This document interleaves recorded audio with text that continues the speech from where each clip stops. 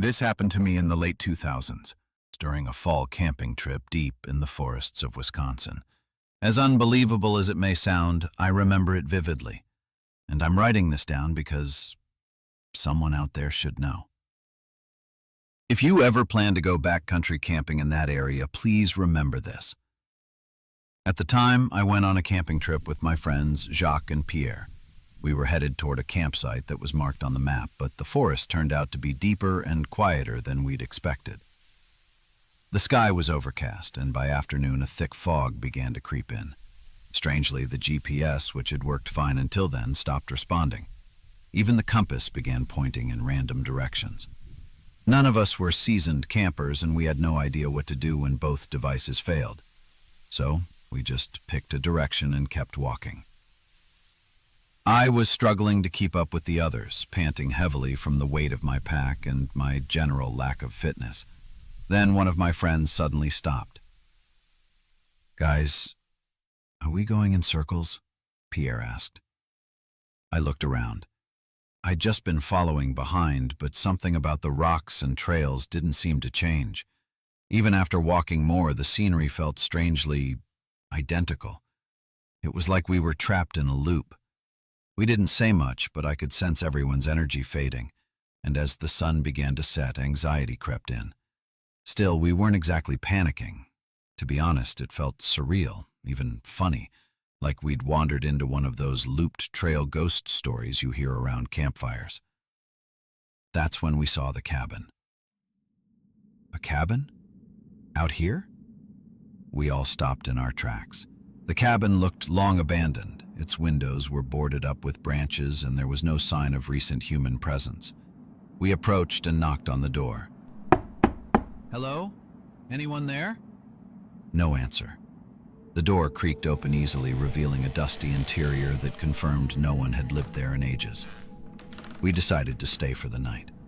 The area didn't have enough flat ground to set up our tents, and with night falling and the cold settling in, the cabin felt like a blessing. It even had a fireplace. Honestly, we were too naive to be scared. We gathered some dry wood from nearby, lit a fire, and soon the room was filled with warm light. It almost felt luxurious, sitting in a cozy cabin in the middle of nowhere.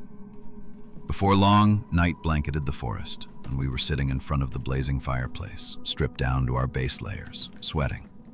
Eventually, I dozed off.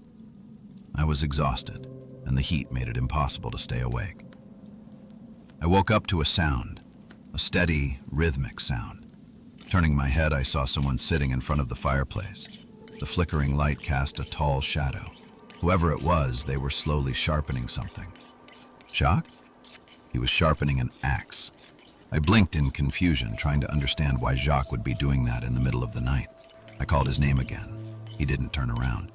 I reached out, grabbed his shoulder, and gently pulled him to face me. It wasn't Jacques. It was someone with a face like a doll, almost like a mask, just a smooth frame where features should be. His head was turned to me, but his hands never stopped. A chill spread through my body. I screamed and jumped back, stumbling toward the door. The thing kept sharpening the axe, its head unnaturally turned toward me. Just as I was about to bolt, I caught sight of Jacques, in the room next to the front door. He was clawing at the wooden floor with his bare hands, as if trying to dig into it. I ran. I didn't stop to think, I just ran. Under the pale moonlight, I sprinted through the woods, tripping and scrambling like a man possessed. I don't know how long I ran before I saw Pierre. His face was buried in the tree, arms wrapped tightly around it, and he was sobbing. "It's me. Pierre, it's me. Are you okay? What happened?" I grabbed him, trying to pull him away from the tree. He was unresponsive, just trembling in terror. I knew if I lost it too, we might never get out, so I forced myself to stay calm. I pulled out my phone and called for help. I explained where we'd started and mentioned a cabin. I hoped they could triangulate our position. As I returned to Pierre, shaking his shoulder, I shouted for him to wake up. Suddenly, he went still, too still. No shivering, no breathing sounds, just silence. I instinctively took a step back. Pierre slowly released the tree, turned around, and stared at me. But it wasn't Pierre. His face was smooth, like a blank canvas. His eyes were hollow, like there was nothing behind them. His movements were jerky, wrong, like something moving in and out of Pierre's body, briefly wearing him like a shell. That was the last thing I remember. I must have blacked out. When I opened my eyes, I was lying on the ground with a blanket over me and a portable heater beside me. The cabin was gone, the fireplace too. Only the logs we'd gathered remained untouched, unburnt. In its place was an old gravestone and a patch of disturbed earth, like someone had dug into it. Jacques and Pierre were wrapped in blankets, sipping something hot while talking to a rescue team. "You passed out in this weather with no clothes on? What happened out here? Why weren't you wearing your jackets or outer layers?"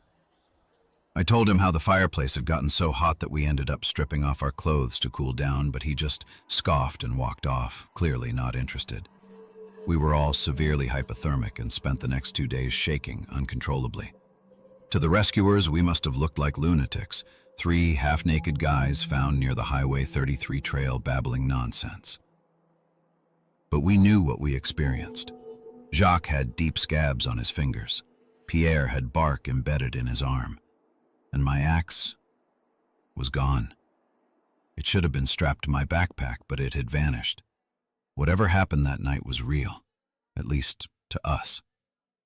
After that, none of us ever went camping again, and we could no longer deny the reality of the supernatural. I won't tell you what to do. It's your choice. But if you go to that forest, don't take your clothes off, no matter how hot it gets. Don't answer, no matter who calls you.